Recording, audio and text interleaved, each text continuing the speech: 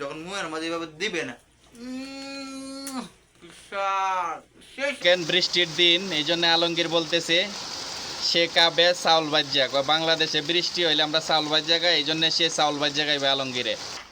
ছেলে কুকা সৌদি আরবে আইসা চাউল ভাজা খাওয়ানোর জন্য মাথা নষ্ট হয়ে গেছে এই যে দেখেন চাউল ভাজা দেখতেছেন এই যে দেখেন চাউল ভাজতেছে কি শখ রে ভাই চাউল ভাজা খাওয়ানোর দেখ ছেলে সরিষা তেল দিয়া চাউল ভাজা বানাইতেছে চাউল ভাজা খাওয়ানোর শখ হয়েছে ছেলের তো বলে চাউল ভাজা খাইতো চাউল ভাজা খাবে সরিষার তেল দিয়া দেখেন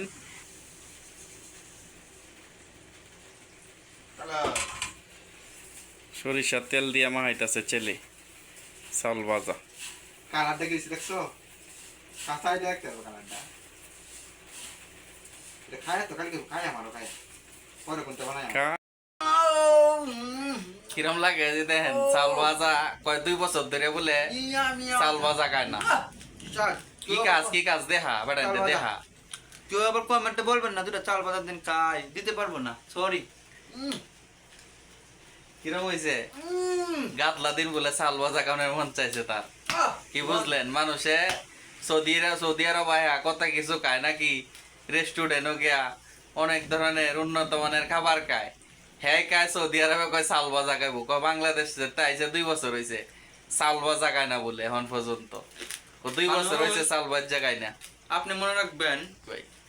যারা চাল ভাজা বৃষ্টি দিন যারা চাল ভাজা খাইছে তারা বুঝবে চাল ভাজার কি অনুভূতি যেমন আমার রেস্টুরেন্টে দামি দামি খাবার ভালো লাগে না রে ভাই গরুর মাংস টাংস এসব ভালো লাগে না আমার শাক লাল শাক পুঁই শাক লাউ শাক এগুলো আমার চাল ভাজার কথা কি যেমন চাল ভাজা অনেকে খাইবো খাইবো দোকানতে মুড়ি কিন্তু মুড়ির সাথে চাল ভাজা পাওয়া যাইবো যারা বৃষ্টির দিন চাল ভাজা খাইছে তারা বুঝবো চাল ভাজার কি অনুভূতি এটা স্বাদ না বিষাদ এটা একটা জাল এই যে কাঁচামরিচটা যখন জিপাত করতেছে এখন রাত্রেবেলা যখন ভাত খাই আমি দ্বিগুণ ভাত বেশি খেতে পারবো কারণ এই জালে মুখে যত আছে রুচি বাড়বে সব কাটতে দেবো এটা বোঝা লাগবে রে ভাই প্রবাসী ভাইদের উদ্দেশ্যে কিছু চাল ভাজা কিরম প্রবাসী ভাই যার সাথে তো বউ মা বাপ তো লয়েছিল লগে যারা বউ বানা দিব কাই ভাই মনে যারা শখ লাগবো শখের তোলা 80 টাকা কেজি সুজা লাভ আমার মন যারা চাইছে আমি এটা খাইয়াম এটা সুজার বড়তা খেলা বানা দেবো কিনে আনবো ডিউটি করে আসি শরীরটা দুর্বল শুয়ে পড়ে এসব চলবে না মনের সুখ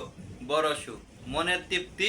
বড় তৃপ্তি মন শান্তি সব শান্তি আমি এটাই বুঝি তা যারা মন চাইবো বেশি দেরি 5 থেকে 10 মিনিট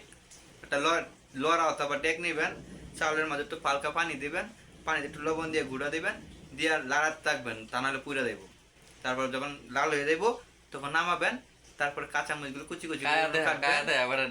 কাঁচা মুরগি গুঁড়ি করবেন তারপর কুচি কুচি কুচি করে কাটটা সরিষার তেল দেবেন কারণ সরিষার তেল একদম এই যে পেঁয়াজ তেলটা কিনবেন প্রাণের তেলটা প্রাণ কোম্পানি খুব ভালো কোম্পানি প্রাণের সরিষার তেলটা কিনবেন তারপর দিয়া সুন্দর করে দলিয়া যখন মুয়ের মাঝে এভাবে দিবে না সেই স্বাদ